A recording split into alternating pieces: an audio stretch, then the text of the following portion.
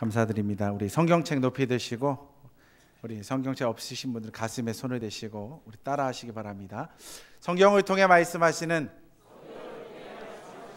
하나님의 말씀을 믿고 기도하고 전도하고 봉사하고 예배하는 삶을 살아갈 때 내 생활 가운데, 내 직장과 사업터 가운데, 내 남편과 아내들 생활 가운데, 자녀의 삶 가운데, 우리 육려전도회 가운데, 우리 새로운 교회 가운데 기적의 역사가 나타날 것이다. 아멘. 여러분 믿으십니까? 아멘. 아멘. 오늘 저는 출애굽기 1장 말씀을 함께 나누려고 합니다. 창세기, 출애굽기, 레위기, 민수기, 신명기 이 5권의 성경책을 모세오경이라고 합니다. 왜 모세오경이라고 하냐면 모세가 하나님의 영감을 얻어서 기록한 책이기 때문에 그렇습니다. 특별히 모세는 어느 책에 등장합니까? 출애굽기서에 등장하게 되죠. 출애굽기는 어떤 책이냐? 세상에 살고 있는 하나님의 백성들을 하나님이 통치하시는 나라로 탈출시키는 그와 같은 이야기, 구원에 관한 이야기가 쓰여진 책이 출애굽기입니다. 그 구원을 하는 구원받은 백성들이 아버지, 우리는 왜 애굽에 왔다가 왜 이 애굽을 탈출해야 합니까? 라고 질문하면서 그들의 조상 그리고 그들이 섬기는 하나님에 관해서 소개하고 있는 책이 창세기입니다. 우리가 왜 애굽을 탈출해야 합니까? 예배하기 위해서. 우리 하나님의 백성은 예배하기 위해서 이 애굽을 탈출해야 된다. 그래서 기록된 책이 예배에 관련된 레위기서입니다. 그리고 다음 세대, 그 다음 세대가 계속해서 하나님을 잘 믿고 하나님의 통치받기를 바라는 마음으로 쓰여진 책이 신명기서입니다. 신명기. 그래서 신명기의 신자는 새 신자가 아니라 되풀이하다, 거듭 명령하는 책이 신명기서다라고 얘기합니다. 여러분 민수기서는 뭘까요? 궁금하시죠? 이렇게 궁금하면서 창세기가, 출애굽기가, 레위기가, 민수기가, 신명기가 기록됩니다. 오늘 성경에 나오는 출애굽기의 이야기 속에서 저와 여러분들은 우리가 머물러야 할 땅은 애굽이 아니라 하나님이 인도하시는 땅이다라는 것을 향해 달려 나아가길 원합니다. 먼저 우리 은혜 받기 전에 한번 생각해야 될 것은 많은 사람들은 기도를 하면 즉각 응답받기를 원한다는 거예요. 그런데 분명한 사실, 하나님의 언약의 말씀이 나에게 선포가 됐고 그 약속의 말씀이 내가 그 약속의 말씀 붙잡고만 있다면 반드시 이루어진다라는 거예요. 할렐루야. 반드시 이루어집니다. 근데 우리 대한민국 사람들은 조금 조급한 것 같아요. 그래서 우리 대한민국 사람들을 향하여 세계인들이 붙여준 별명이 뭡니까?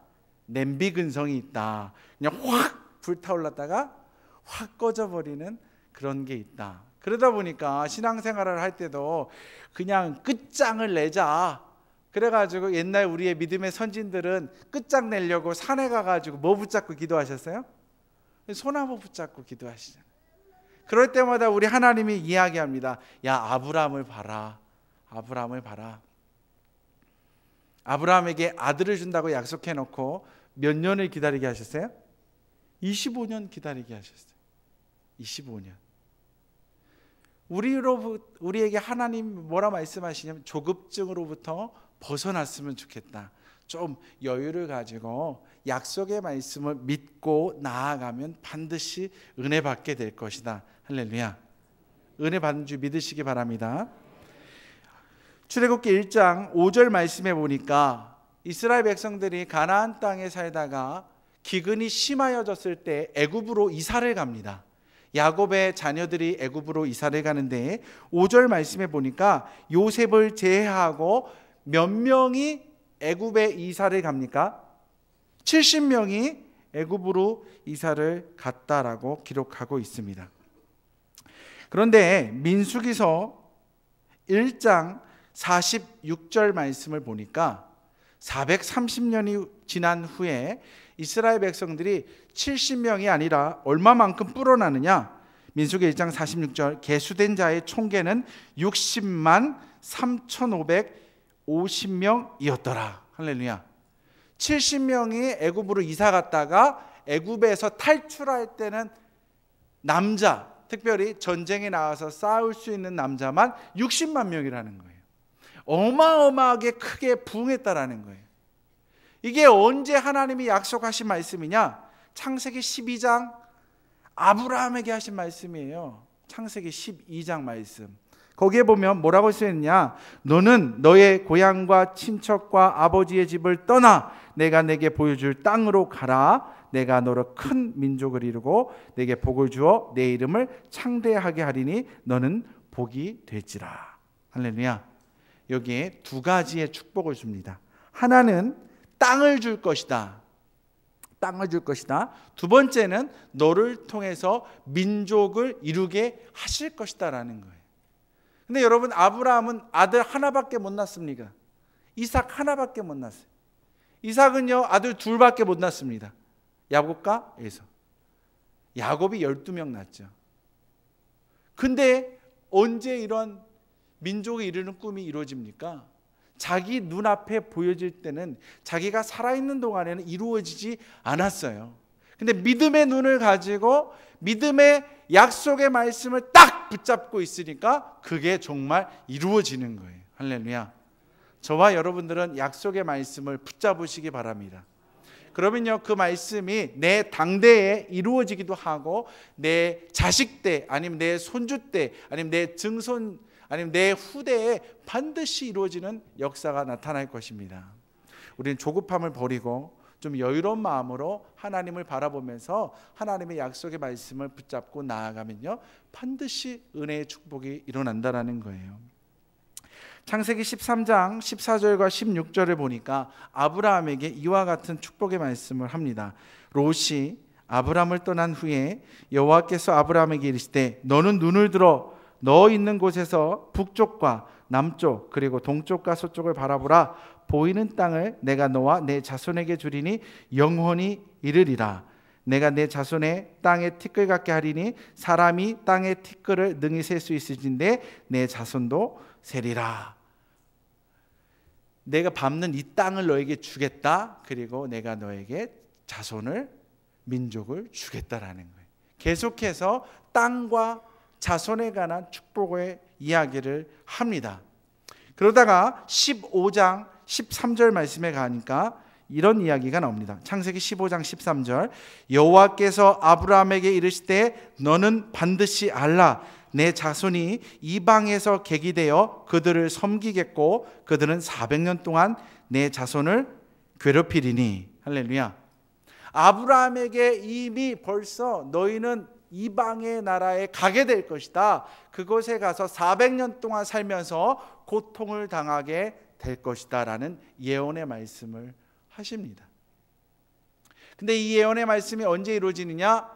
가뭄이 들었을 때, 애굽뿐만 아니라 중동의 모든 나라에 가뭄이 들었을 때 요셉이 통치하던 그 시절에 야곱의 식구들이 애굽으로 이사를 갔다 이거예요. 그러면서 400년이 지나면서 하나님이 축복하셔서, 정말 하나님이 놀랍게 축복하셔서 오늘 출애굽기 1장 7절 말씀처럼 이스라엘 자손은 생육하고 불어나 번성하고 매우 강하여 온 땅에 가득하게 되었더라. 정말 하나님이 축복하셔서 400년이 지나는 동안에, 4대가 지난 동안에 어마어마하게 인구가 불어났다라는 거예요. 장정만 60만 명이니까 가족들, 아내들, 아이들, 노인들 다 따지면 250만 명에서 많게는 400만 명이 넘는 숫자가 되었다라고 많은 학자들이 이야기를 하고 있습니다. 우리 하나님께서요 아브라함을 통하여 축복하시는 거예요. 내가 너를 통해 나라를 만들 것이다. 하나님이 통치하는 나라를 만들 것이다. 네가 내 말에 순종하게 된다면 너는 민족을 이루게 될 것이고 너는 땅을 얻게 될 것이다 라는 거예요. 그래서 이 하나님의 프로젝트가 시작되는데, 이 프로젝트가 민족을 이루는 삶의 역사가 어디서 이루어지느냐? 애굽의 고센 땅에서 이루어진다라는 것입니다. 여러분, 애굽의 고센 땅이 어딘 줄 아십니까? 애굽의 고센 땅, 이집트를 가리키죠. 이집트에 큰 강이 흐릅니다. 무슨 강이 흐르고 있죠? 예? 무슨 강이 흐르고 있어요? 무슨 강? 나일강이 흐르고 있잖아요. 나일강이 아프리카에서부터 쭉 내려오다가 에집트로 내려오는데 거기가 하류 지방입니다. 그러다 보니까 물이 어마어마하게 많아지면서 거기에 삼각주가 형성이 되고 거기에 목초지가 형성이 됩니다. 농사짓기에 최고의 땅이고 풀이 가장 많은 곳이 고센 땅입니다. 근데 이 고센 땅은 또 어떤 땅이느냐? 다른 나라들이 애굽에 침범할 때 제일 먼저 당도하는 곳이 고센 땅이에요. 그러니까 기가 막히게 좋은 땅임에도 불구하고 그 땅은 제일 먼저 전쟁의 위협을 받는 곳이다 보니까 도시를 건설하기에는 무리수가 있었습니다. 그래서 방치하고 있었던 땅이에요. 이러한 여건을 잘 파악한 요셉은 자기 아버지와 형제들이 애굽으로 이주를 왔을 때 제일 먼저 데려간 곳이 이 고센 땅이다라는 거예요. 고센 땅으로 데리고 갑니다. 그리고 나서 아버지와 형제들을 다 불러다 놓고서 이야기하기 시작합니다. 이야기하기 시작해요. 우리 한번 찾아볼까요? 창세기 46장.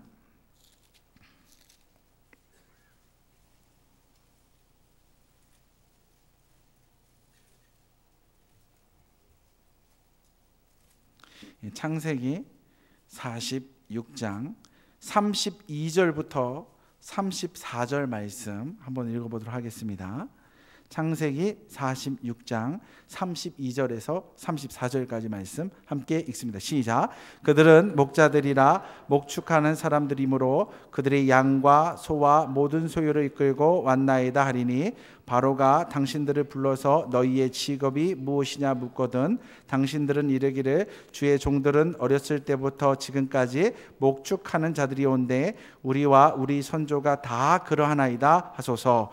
애굽 사람은 다 목축을 가증히 여기나니 당신들이 고센 땅에 살게 되리이다. 요셉이 형제들과 아버지 앞에서 우리는 직업이 목축업을 합니다.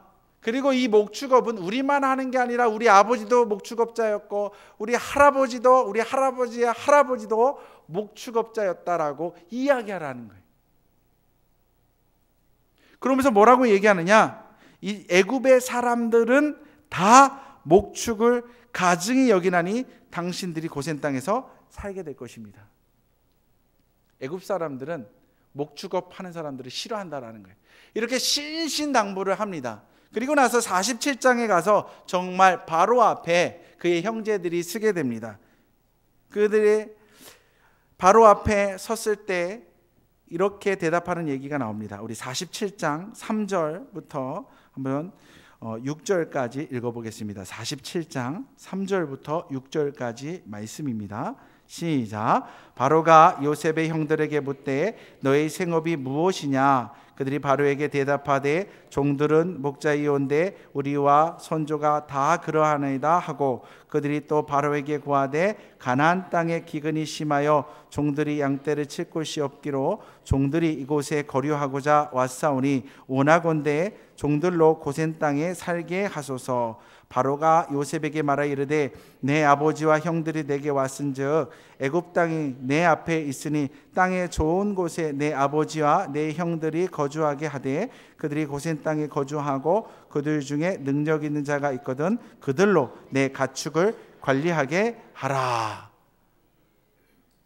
그가 시킨 대로 그의 형제들은 바로의 앞에 섭니다. 그리고 정말로 우리는 목축업을 하고 있습니다. 우리의 색업입니다. 우리는 목자들입니다.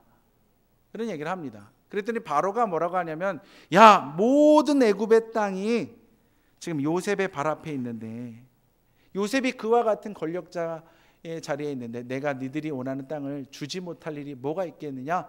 고센 땅을 너에게 주노라 라고 하면서 또 뭐까지 바뀝니까?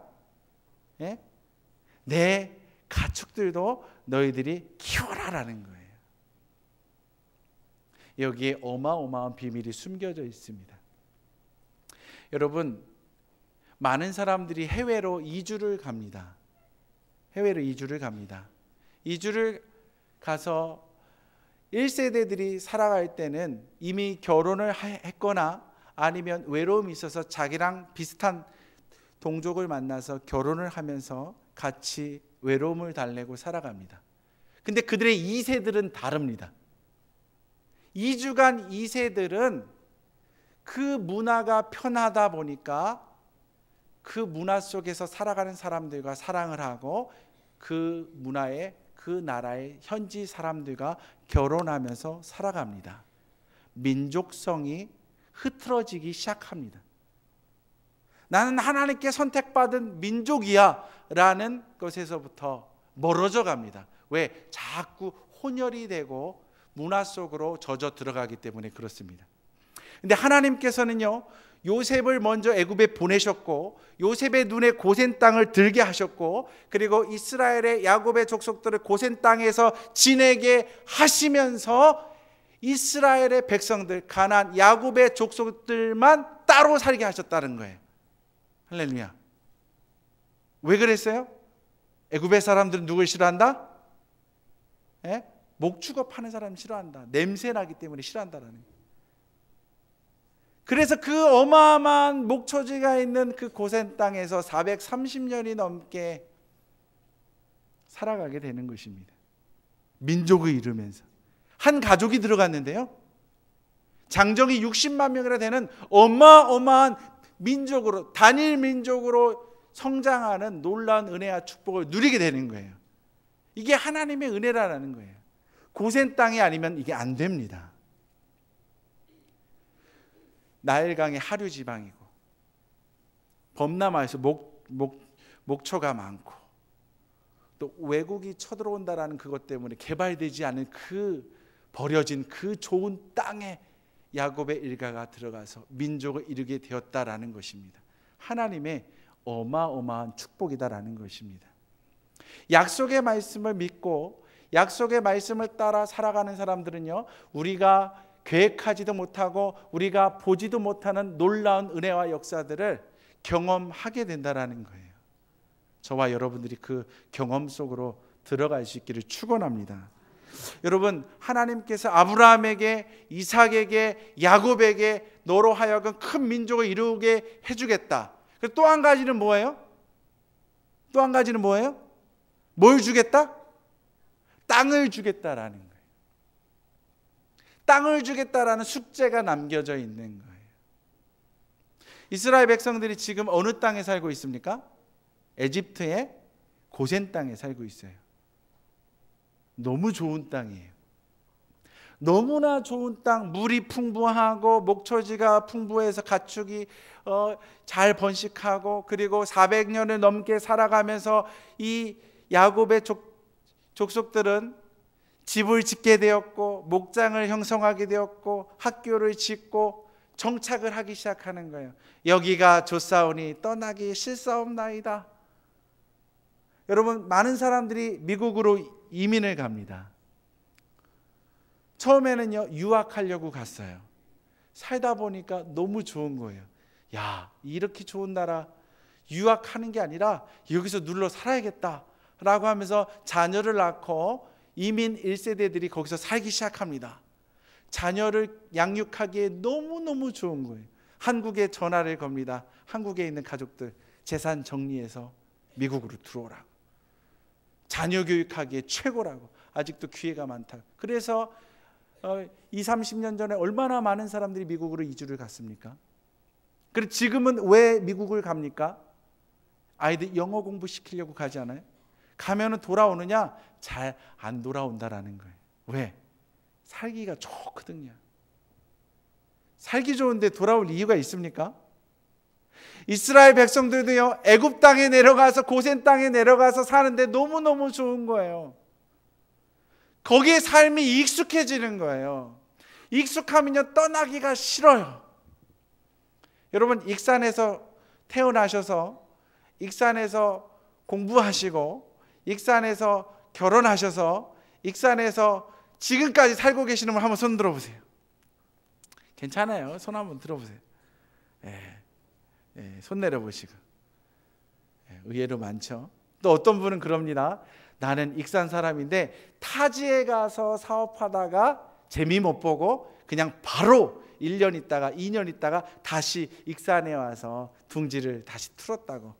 여기가 익숙한 거예요. 남의 나라 가면, 남의 땅 가면 불편한 거예요. 내가 털을 닦고 있는 것이 익숙한 거예요. 편안한 거예요. 근데 하나님은 뭐라고 했느냐? 애굽의 땅이 내가 너희에게 약속으로 축복으로 준 땅이 아니다. 어디 땅이 약속의 땅이에요? 가나안 땅이.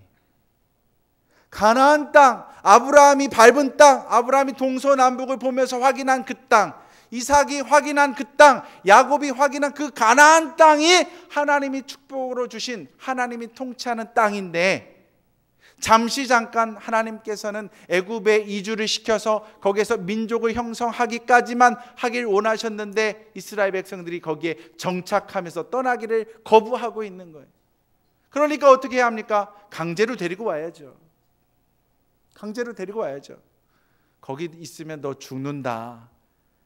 그런 일이 일어나야 되지 않겠습니까? 그래서 하나님께서 놀라운 또 일을 벌이시기 시작합니다. 그게 바로 출애굽기 1장 8절의 말씀입니다. 우리 한번 읽어보도록 하겠습니다. 출애굽기 1장 8절의 말씀 시작. 요셉을 알지 못하는 새 왕이 일어나 애굽을 다스리더니. 할렐루야. 누가 나타났대요? 요셉을 알지 못하는 왕이 등장했다. 여러분, 요셉을 알지 못하는 왕이 있다는 건 말이 안 되는 일이에요. 7년 대풍년, 7년 대기근, 어느 동네에 일어난 사건이 아니라 이집트, 아프리카 뿐만 아니라 중동에 이르기까지 수많은 나라들이 기근을 경험했어요. 그래서 애굽으로 곡식을 사러 왔단 말이에요. 그러면서 요셉은 토지개혁을 하면서 왕권을 강화했고 그 놀라운 일들을 왜 애굽의 후예들이 모르겠습니까? 다 알죠. 그럼에도 불구하고 성경에서는 요셉을 알지 못하는 새 왕이 일어나서 애굽을 다스릴 때에 고센 땅에 살고 있는 히브리 백성들이 숫자가 너무 많아지니까 그들이 적군과 함께 합하여서 우리에게 등을 돌리면 우리가 위협을 받겠노라. 그들을 핍박해야겠노라. 람셋을 짓고 비돔성을 짓고 벽돌을 구워가지고 노역을 시키고 갑자기 노예로 전락시켰다라는 거예요. 핍박을 받게 했다라는 거예요. 여기에 등장하는 요셉을 알지 못하는 왕, 이 알지 못하다라는 말을 우리 야다라고 합니다. 야다. 우리 담임 목사님도 몇 번 설교하시다가 이런 얘기를 하셨는데 야다라는 말은 알다라는 의미를 가지고 있습니다. 알다. 또 어떤 의미를 가지고 있냐면 나는 너를 인정할 수 없다. 나는 널 따르지 않을 것이다. 그런 의미가 있습니다. 그러니까 결국에는 어떤 내용이냐면 이 애굽의 역사를 보면 이런 역사가 있습니다. 애굽에 북방에서 살고 있던 민족들이 내려와서 애굽에서 거주하다가 애굽의 왕자를 확 가로챕니다. 이게 힉소스 왕조입니다. 그래서 이 북쪽에서 내려온 요셉을 등용하는데 전혀 문제가 없었던 거예요. 근데 세월이 흐른 후에 북쪽에서 내려온 그 왕조를 물려치고 원래 정통 에집트에 살고 있었던 셈족 출신의 사람이 왕위를 찬탈해서 다시금 역사를 쓰기 시작합니다. 위로 쭉 올라다가 보니까 힉소스 왕조가 눈에 거슬리는 거예요. 왜? 우리의 조상들이 힘이 약해져서 북쪽에서 내려온 그 사람들에게 힘을 빼앗겨서 나라를, 왕권을 물려줬기 때문에. 그래서 역사책을 막 지우는 거예요. 막 지우는 거예요. 그래도 사람들이 말을 안 들으니까 이주 정책도 펴니다. 수도를 옮기고 이주 정책을 하면서 새로운 가치관과 새로운 문화를 가지고 살려고 했던 그 흔적들이 너무 많은 거예요. 그걸 막 지우는 거예요. 왜? 애굽의 역사를 봤을 때 너무 안타까운 역사이기 때문에. 그러한 셈족 출신의 왕이 등장하면서 히브리 민족의 눈에 거슬리는 거예요. 저놈들 봐라, 요셉의 후예들 너무 인구가 많아, 안 되겠다. 괴롭히는 거예요. 괴롭힘을 당하다 보니까 이스라엘 백성들은 하나님을 향하여 기도하기 시작했다라는 것입니다. 할렐루야. 여러분, 고난이 때로는 너무나 아프고 힘든 역경이기도 하지만 때로는요, 그 고난 때문에 기도해서 살아나게 된다라는 거예요. 할렐루야. 고난이 결코 나쁜 것만은 아닙니다.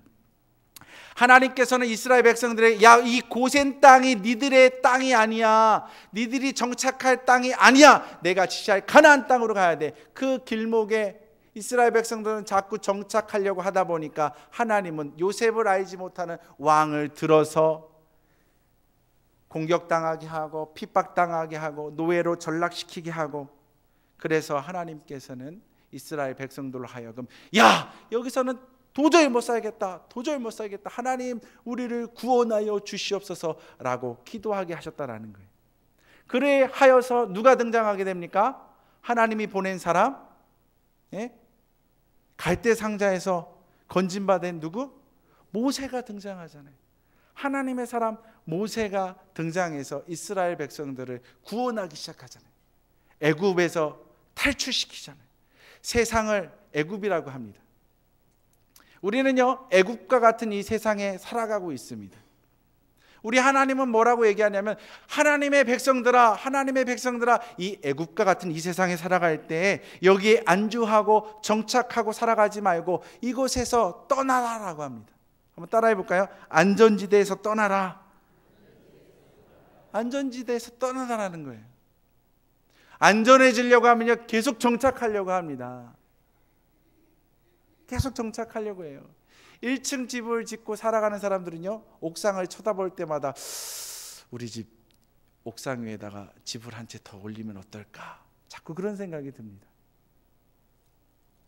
빌라에 사는 사람들 요즘에 새로 빌라 짓는 거 보면 우리 복층 있는 빌라로 이사 갈까, 자꾸 안주하려고 하면요, 모든 생각들이 다 어디로 집중되냐면 나에게 집중됩니다. 나에게 집중돼요. 하나님은 그것을 경계하고 있습니다. 하나님의 통치하는 땅은 어떤 땅이냐?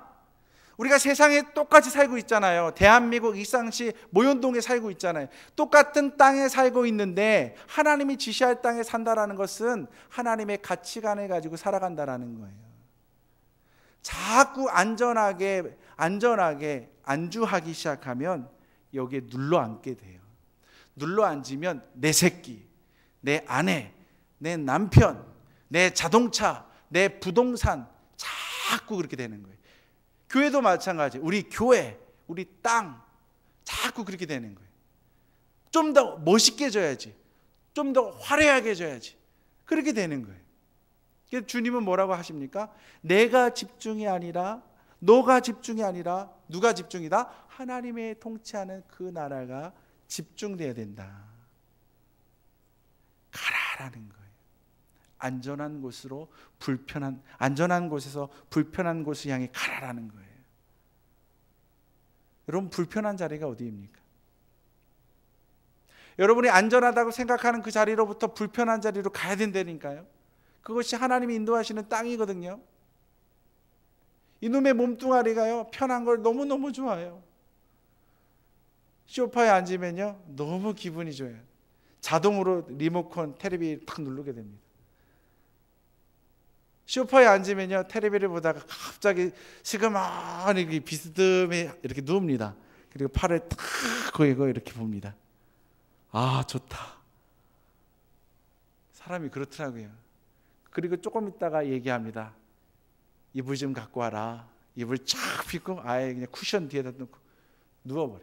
자꾸 안주하려고 하다 보면요, 자꾸 게을러지고요, 자꾸 나만 생각해요. 나만 생각하면 죽습니다. 나만 생각하면 죽어요. 그것은 하나님이 기뻐하지 않는 땅이기 때문에 그래요. 불편하지만 하나님의 땅으로 와라 라는 것입니다. 할렐루야. 여러분, 하나님이 이스라엘 백성에게 주신 가나안 땅은요, 불편한 땅이에요. 불편한 땅이에요. 왜 불편한 땅입니까? 애굽의 땅은요, 강물이 있어가지고요, 강물에서 논두랑 이렇게 치면요, 물이 축축축축 들어와가지고 농사를 지을 수가 있어요. 그런데 애굽의 가나안 땅은 어떤 땅이랍니까? 이슬이 내려야 되고 비가 내려야지만 농사 짓는 땅이 가나안 땅이래요. 좋은 땅이 아니에요. 근데 그게 왜 좋은 땅입니까? 불편하고 어렵지만 누구를 바라보면 불편함이 해결이 된다라는 거예요. 하나님을 바라보면 불편함이 해소가 된다라는 거예요. 그리고 풍성함이 온다라는 거예요. 내가 안전하게 있는 이곳을 떠나서 하나님이 기뻐하시는 불편한 자리로 가고 하나님을 바라보면서 기도할 수밖에 없는 그 자리로 나아가면 하나님의 은혜가 임함으로 말미암아 나는 천국을 맛보게 된다라는 거예요. 나는 가나안 땅 하나님의 통치를 받게 된다라는 거예요. 나는 혼자가 아니라 일개 가족이 아니라 하나님의 백성들이 민족을 이룬 사람들과 더불어서 하늘의 가치관을 가지고 하나님이 통치하는 그 땅에서 하나님의 일을 하면서 살아가게 되는 은혜와 축복이 있다라는 것입니다. 저와 여러분들이 그 일을 누리시기 바랍니다. 할렐루야. 이스라엘 백성들을 찾아오신 그 하나님의 역사가 저와 여러분에게 찾아오길 주님의 이름으로 축원합니다. 기도합니다.